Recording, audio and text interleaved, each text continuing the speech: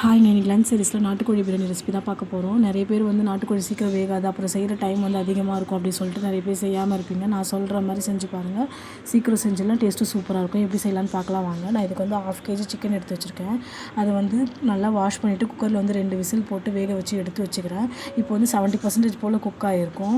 இப்போ வந்து அதே குக்கரில் வந்து நம்ம 1 ஸ்பூன் ஆயில், 1 ஸ்பூன் கீ விட்டுட்டு ஹோல் ஸ்பைசஸையும் போட்டு நல்லா வதக்கினதுக்கப்புறம் 2 பச்சை மிளகா, 2 ஆனியனை போட்டு நல்லா நீல வாக்கில் கட் பண்ணி அதில் சேர்த்துக்கோங்க. கூடவே 2 ஸ்பூன் ஜிஞ்சர் கார்லிக் பேஸ்ட்டும் ஆட் பண்ணதுக்கப்புறம் நான் வந்து நீல வாக்கில் கட் பண்ண தக்காளி வந்து 2 ஆட் பண்ணியிருக்கேன். கூடவே உப்பு போட்டிங்கன்னா சீக்கிரமாக வதங்கிடும்.